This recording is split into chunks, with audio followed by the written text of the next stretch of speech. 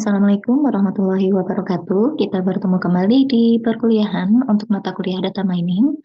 Ini pertemuan ke-9 ya. Kita akan membahas clustering pertemuan ke-9 setelah kita melakukan ujian tengah semester. Baik, kita akan membahas tentang clustering.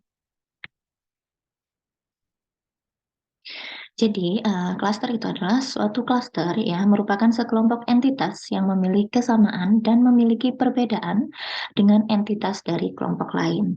Nah, ini entitas yang memiliki kesamaan dan memiliki perbedaan dengan entitas dari kelompok yang lain. Nah, cluster itu berguna untuk mengelompokkan objek-objek data yang memiliki kemiripan ke dalam satu grup dan yang berbeda dikelompokkan ke dalam grup yang lainnya.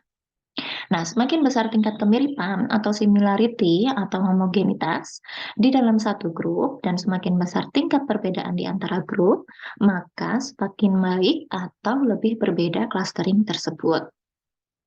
Nah, tujuan pengelompokan dari clustering itu ya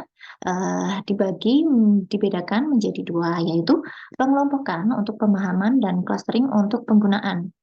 Ya, biasanya proses pengelompokan untuk tujuan pemahaman hanya sebagai proses awal untuk kemudian dilanjutkan dengan pekerjaan seperti summarization, ya, seperti rata-rata dan standar deviasi.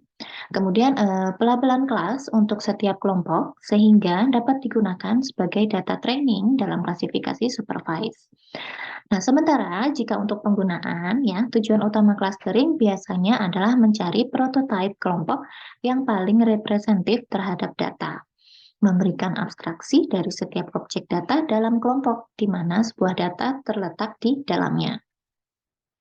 Nah, untuk contoh tujuan clustering untuk pemahamannya, diantaranya untuk bidang biologi, pengelompokan berdasarkan karakter tertentu secara hierarkis.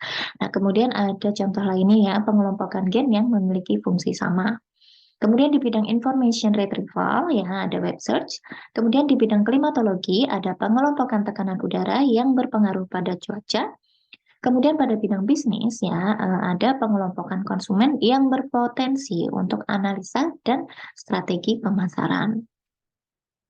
Nah, kemudian contoh clustering untuk penggunaan di bidang summarization itu dengan semakin besarnya jumlah data, maka ongkos melakukan peringkasan semakin mahal, berat dan kompleks. Maka perlu diterapkan pengelompokan data untuk membuat prototipe yang dapat mewakili keseluruhan data yang digunakan. Kompresi, data yang terletak dalam satu klaster dapat dikompresi dengan diwakili oleh indeks prototype yang dikaitkan dengan kelompok. Kemudian teknik kompresi ini dikenal sebagai quantization factor.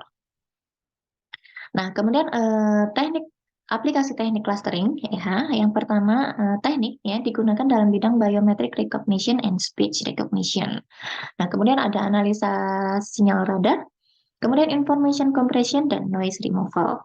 Kemudian digunakan untuk ilmu komputer, ya ada aplikasi web mining, kemudian analisa database spasial, information retrieval, kemudian textual document collection, dan image segmentation. Kemudian di bidang medis, ya digunakan dalam mendefinisikan taksonomi dalam bidang biologi, kemudian identifikasi fungsi protein dan gen, kemudian diagnos penyakit dan penanganannya. Kemudian pada bidang astronomi ya digunakan untuk mengelompokkan bintang dan planet, kemudian menginvestigasi formasi tanah, kemudian mengelompokkan wilayah atau kota, dan digunakan dalam studi tentang sistem pada sungai dan gunung. Kemudian untuk aplikasi pada bidang sosial ya digunakan pada analisa pola perilaku, kemudian identifikasi hubungan budaya yang berbeda, dan selanjutnya pembentukan sejarah evolusi bahasa dan studi psikologi kriminal. Kemudian pada aplikasi bidang ekonomi ya, penerapan pada pengenalan pola pembelian dan karakteristik konsumen, kemudian pengelompokan perusahaan dan analisa tren stok. Nah, clustering ini memiliki tipe ya, ada dua tipenya. Yang pertama adalah partitional clustering dan ada hierarchical clustering.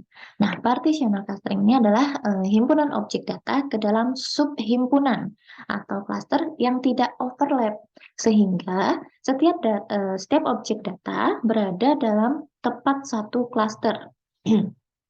Nah, kemudian hierarchical clustering adalah cluster yang memiliki subcluster. Ya, himpunan klaster besar yang diatur dalam tree ya atau pohon ini ya, bentuknya seperti pohon. Nah, ini contoh dari partitional clustering ya, di mana di sini eh, adalah himpunan objek data ke dalam subhimpunan ya yang tidak overlap. Nah, ke dalam subhimpunan yang tidak overlap. Nah, ini untuk partitional clustering. Nah, ini untuk contoh hierarchical clustering ya. Hierarchical clustering itu dia himpunan cluster besar yang diatur dalam tree atau seperti pohon ya. Nah, ini diatur seperti tree dari bawah dan ke atasnya lagi. Nah, ini untuk hierarchical clustering.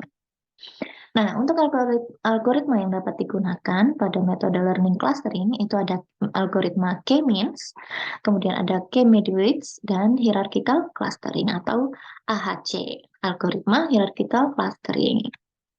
Nah, yang pertama, algoritma K-means ya. K-means ini pertama kali dipublikasikan oleh Stuart Lyot ya pada tahun 1984 dan merupakan algoritma clustering yang banyak digunakan. K-means ini bekerja dengan mensegmentasi objek yang ada ke dalam kelompok atau yang disebut dengan segmen, sehingga objek yang berada dalam masing-masing kelompok lebih serupa satu sama lain dibandingkan dengan objek dalam kelompok yang berbeda. Nah, algoritma clustering adalah meletakkan nilai yang serupa dalam satu segmen dan meletakkan nilai yang berbeda dalam cluster yang berbeda.